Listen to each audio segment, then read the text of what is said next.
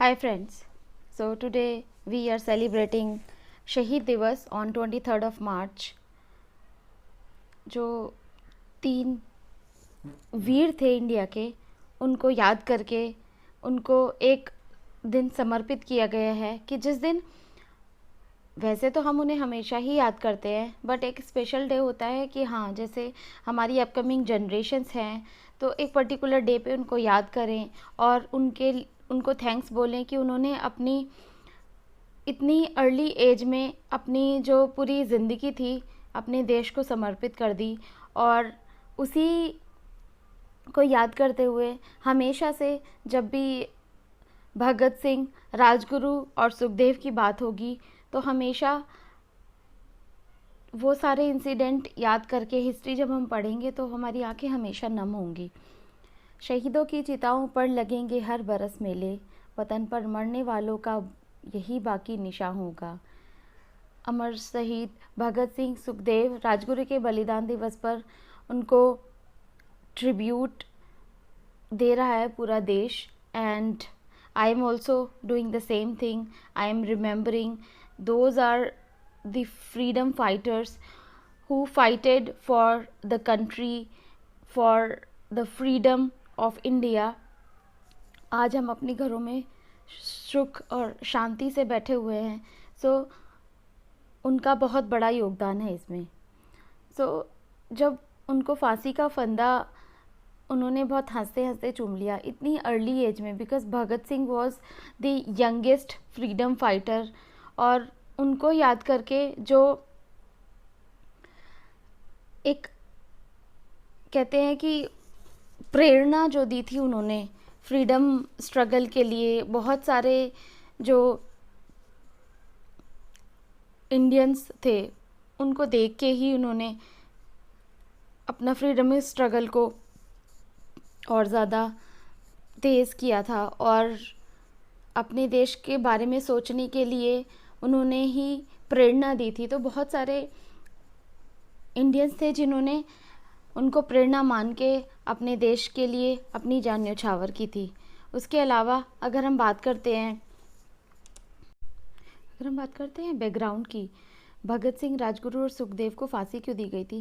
Because जब Simon commission वापस जाओ का नारा पूरे देश में चल रहा था और लाला लाजपत राय को इन जो भी ब्रिटिश गवर्नमेंट थी उन्होंने लाठियों से पीट कर इतना ज़्यादा घायल कर दिया था कि वो हॉस्पिटल में उनकी डेथ हो गई थी। उसके बाद से भगत सिंह, सुखदेव और राजगुरु को ये बहुत ही ज़्यादा हर्ट किया और उसकी वजह से उन्होंने फ्रीडम स्ट्रगल में बहुत ही बढ़ चढ़ कर हिस्सा लेने का प्रयास किया और वो आगे बढ़ते चले गए। उन्होंने अपनी आवाज़ बुलंद की।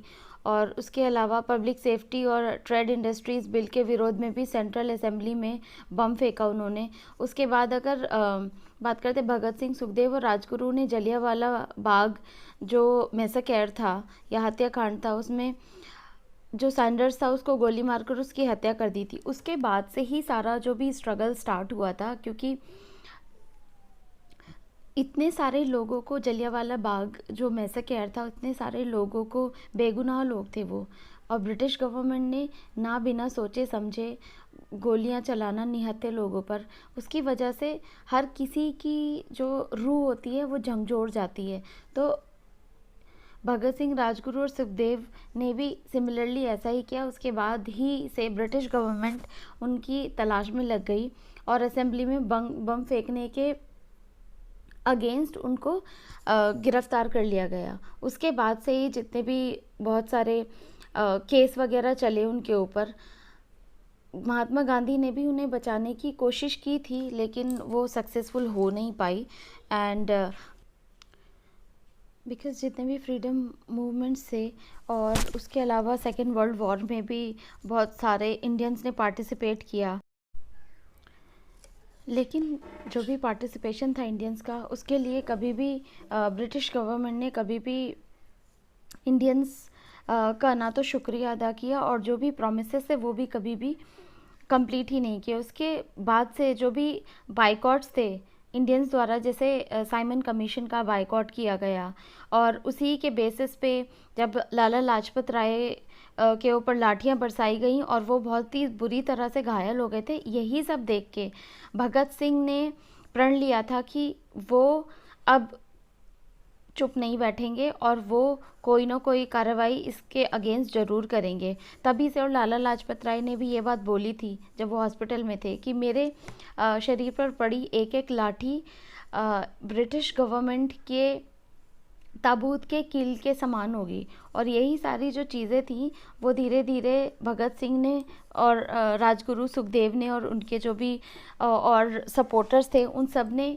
सच की। और उसके बाद से ही जो इंडिया में एक रिवॉल्यूशनरी फेज़ स्टार्ट हुआ बहुत ही बड़े लेवल पे।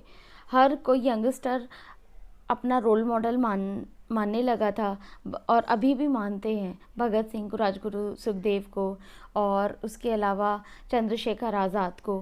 बिकॉज़ जो बलिदान उन्होंने अपने यंग एज में दिया है वो शायद अब की जनरेशन उस तरीके से नहीं सोच पाती है। दो जब भी इस टाइप का जो भी इवेंट आता है और जो भी बहुत ही मेमोरेबल डेज़ होते हैं, माइरट्स डेज़ और उसके अलावा आर्मी डेज़ पे, ये सारी चीज़ें हमें अपनी जनरेशन्स को बतानी चाहिए, जिससे जो पेट्रियाटिक फीलिंग होती है वो डेवलप होनी बहुत ज़रूरी है। अकॉर्डिंगली अगर हम बात करते हैं, ये पूरा बैकग्राउंड था कि राजगुरु सुखदेव और भगत सिंह को फांसी क्यों दी गई थी। और उसके अलावा अगर हम बैकग्राउंड में बात करते हैं राजगुरु सुखदेव और भगत सिंह की, तो उन्होंने भगत सिंह ने, क्योंकि वो लिखते भी बहुत अच्छा थे, उनकी काफ़ी सारी जो जेल में रहते हुए ही काफ़ी सारी किताबें उन्होंने लिखी हैं और कुछ स्लोगन्स भी दिए हैं, जैसे इनकलाब जिंदाबाद उन्होंने स्लोगन दिया था। उसके अलावा कुछ बहुत ही इम्पोर्टेंट फैक्ट्स थे जब when I was reading about Bhagat Singh, Rajguru and Sukhdev. और उसके अलावा जो सैंडर्स का मर्डर था, बिकॉज़ मॉडर्न इंडिया में ये सारी चीज़ें हम काफ़ी डिटेल में पढ़ते हैं जब हम मॉडर्न इंडिया का सिलेबस कवर करते हैं, तो उसमें ये सारे जो इंसिडेंट्स थे, इम्पॉर्टेंट डेट्स होती हैं, तो अभी मैं यहाँ पे मेंशन नहीं कर रही हूँ, but some important dates are there, so जो कि हम मॉडर्न इंडिया में कवर करेंगे। But there are some few slogans which is given by Bhagat Singh.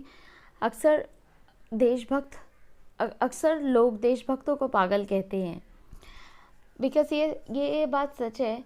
चाहे आप एग्ज़ाम्पल ले सकते हो महात्मा गांधी का, आप एग्ज़ाम्पल ले सकते हो चंद्रशेखर आज़ाद का, राम प्रसाद बिस्मिल, उसके अलावा आप एग्ज़ाम्पल ले सकते हो डॉक्टर बी.आर. अम्बेडकर, उसके भगत सिंह, चंद्रशेखर आज़ाद, लाला लाजपत राय। बहुत सारे फ्रीडम फाइटर्स थे जिन्होंने अपनी जो है अपनी पूरी ज़िंदगी लगा दी, कोई लैविश लाइफ नहीं जी। चंद्रशेखर भगत सिंह की बात करते हैं तो सिर्फ 21-22 साल के थे वो, और उस एज में अपने देश को अपनी ज़िंदगी समर्पित करना बहुत छोटी बात नहीं होती है, बहुत बहुत बड़ी बात है। उन्होंने कुछ और लाइंस भी लिखी हैं, जैसे आज जो मैंने आगाज़ लिखा है उसका अंजाम कल आएगा, मेरे खून का एक एक कतरा इनकलाब लाएगा। मैं एक इंसान हूँ और जो भी चीज़ें इंसानियत पर प्रभाव डालती हैं मुझे उनसे फ़र्क पड़ता है। किसी भी इंसान को मारना आसान है, परंतु उसके विचारों को नहीं। महान साम्राज्य टूट जाते हैं, तबाह हो जाते हैं, लेकिन उनके विचार बच जाते हैं। और ये बहुत ही ज़्यादा फेमस स्लोगन था उनका कि आप मुझे मार सकते हो। उन्होंने ब्रिटिश गवर्नमेंट से और ऑफिसर से बोला था कि तुम मुझे मार सकते हो लेकिन तुम मेरी विचारधारा को कभी नहीं मार सकते। मैं हर उस भारतवासी के मन में बसता हूँ और हमेशा बसता रहूँगा जब तक ये दुनिया रहेगी। इस टाइप के जब वो वर्ड्स बोल रहे थे तो जो फांसी देने के लिए जो ऑफिसर थे उनको और ज़्यादा मतलब उनसे चिढ़ने लगे। जो यातनाएं उन्होंने सही है ना इस पूरे जर्नी में, बहुत ही ज़्यादा मतलब बहुत ज़्यादा दर्दनाक थी। ना खाना खाना, ना ही ज़बरदस्ती उनको खाना खिलाया जाता था, पानी ज़बरदस्ती मुंह में डाला जाता था, लेकिन वो खाना नहीं खाते थे जेल में रखा हुआ। इतने दिनों तक भूखे रहना आसान नहीं होता है। तो ये एक स्ट्रगल जो उन्होंने फेस किया, that was not so easy.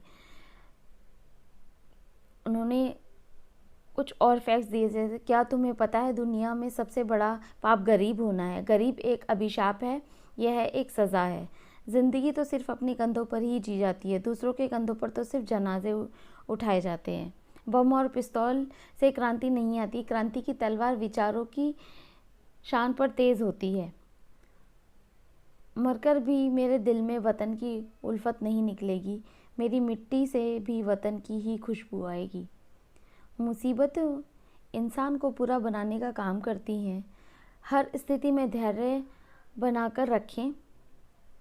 अगर अपने दुश्मन से बहस करनी है तो उससे जीतना है तो इसके लिए अभ्यास करना बहुत ज़रूरी है।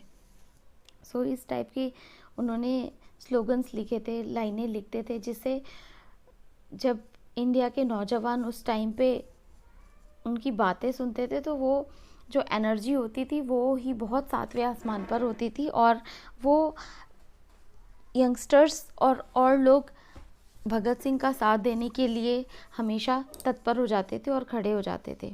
सो ये एक जो हीरोइक स्टोरी है उनके बारे में आई थिंक हर इंडियन को जाननी चाहिए, हर इंडियन को याद करना चाहिए, और हर इंडियन को थैंक्स बोलना चाहिए जो भी सेक्रीफाइसेस उन्होंने दिए हैं। क्योंकि जो सिनेरियो अभी चल रहा है कैपिटलिज्म का, सब लोग अपने बारे में बात कर रहे हैं, लेकिन कंट्री के लिए क्या सही है क्या गलत है ये सोचना बहुत ज़रूरी है। बिकॉज़ जो भी सेक्रीफाइसेस फ्रीडम फाइटर्स ने दिए हैं, अगर हम अपनी कंट्री के बारे में नहीं सोचेंगे तो शायद कहीं ना कहीं वो उनकी जो सोल हैं, जो प्योर सोल्स हैं, वो देख के ये चीज़ें काफ़ी ज़्यादा बुरा फील करती होंगी, या कहते हैं कि काफ़ी ज़्यादा आहत होती होंगी कि इस ये सब देखने के लिए या ये सब दिन देखने के लिए हमने अपने ज़िंदगी को दांव पर नहीं लगाया था। बिकॉज़ अगर वो उस टाइम पे अपनी जो भी लाइफ थी उसको ना देते तो शायद वो एक अपनी लाइफ जी रहे होते, उनकी भी फैमिलीज़ होती, अगर वो सिर्फ अपने बारे में सोचते।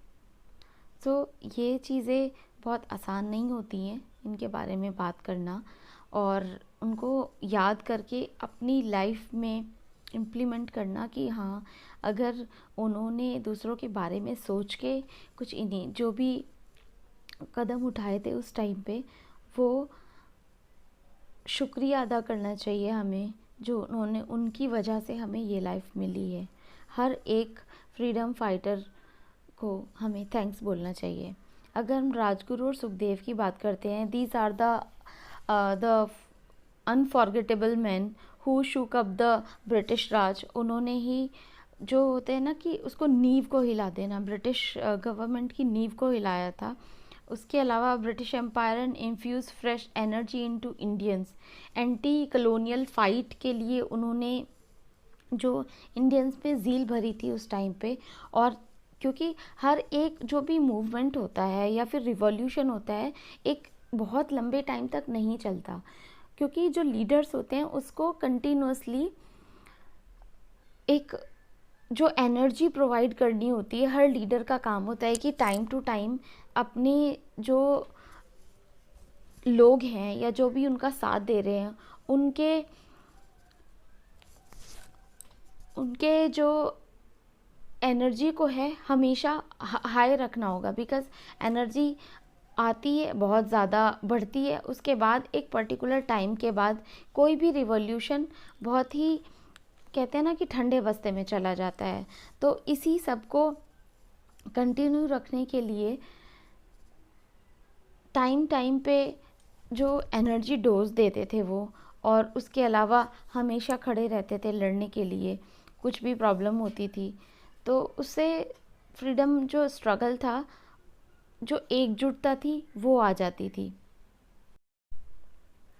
क्योंकि अगर हम बात करते हैं तो जिस उम्र में उनके खेलने खाने की उम्र थी और जो यंगस्टर्स अपनी लाइफ एंजॉय करते थे, उस टाइम पे भगत सिंह जैसे एक, कह सकते हो कि बहुत ही अनोखे पर्सनालिटी वाले पर्सन ने इतिहास लिखा।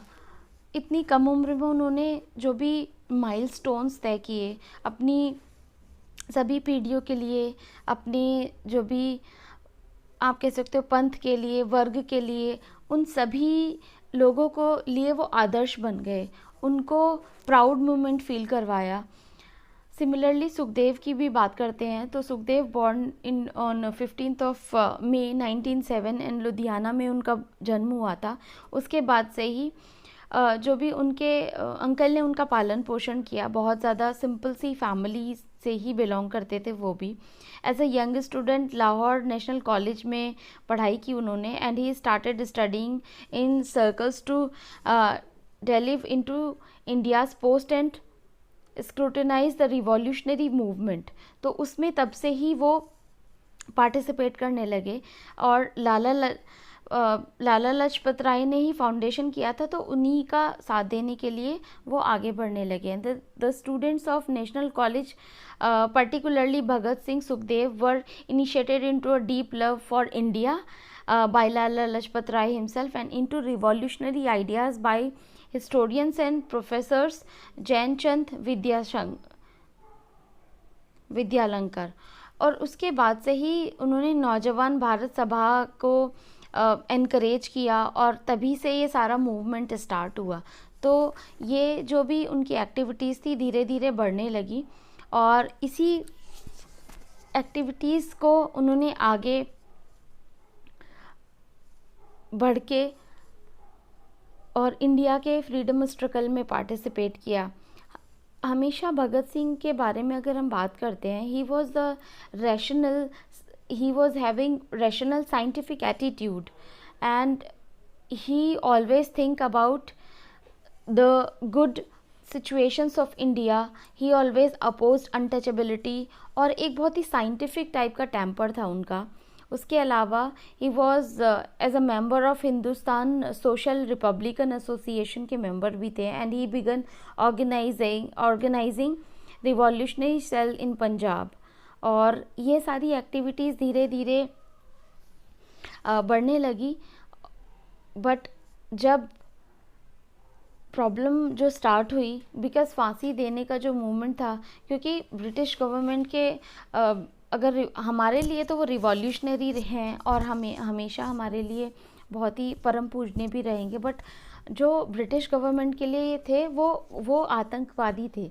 तो उसी को जो उनकी एक्टिविटीज़ थी उनको काफ़ी क्लोजली देखा जा रहा था। और जब सैंडर्स का मर्डर हुआ उसके बाद से ही उनके अगेंस्ट जितने भी सबूत इकट्ठे किए गए, उनकी जो भी उनको कैप्चर किया गया और उसके बाद से जो भी केसेस चल रहे थे, तो उसमें जो है कुछ चीज़ें प्रूव हुई, कुछ चीज़ें नहीं प्रूव हुई। बट जब जो बॉम्ब कांड था उसकी वजह से ज़्यादा प्रॉब्लम स्टार्ट हुई और तब महात्मा गांधी भी नहीं बचा पाए उनको इस एलिगेशन से।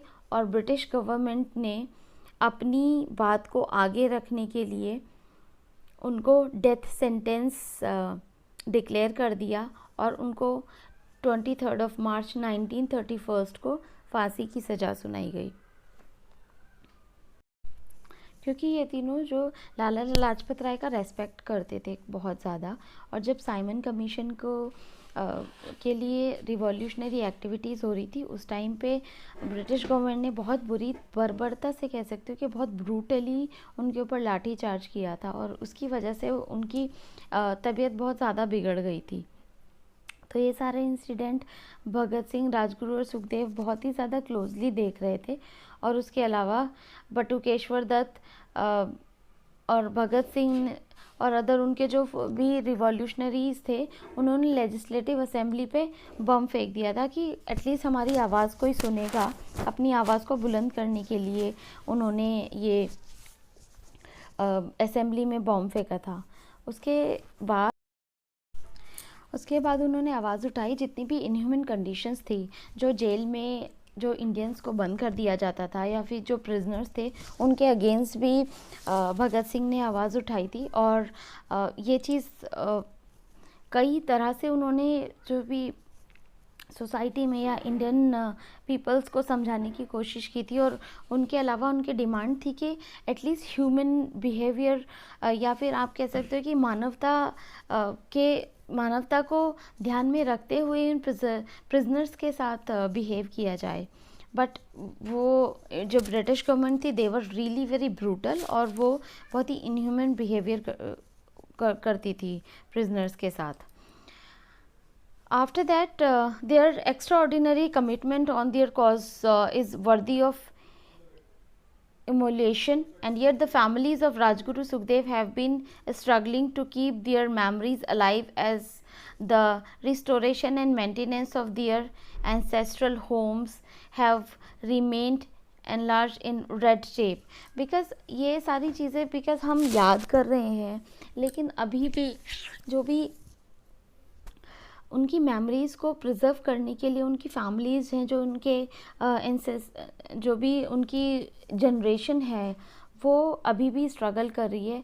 I think Indian government also like should think about these freedom fighters, and we should remember them, we should respect their sacrifices. Thank you so much.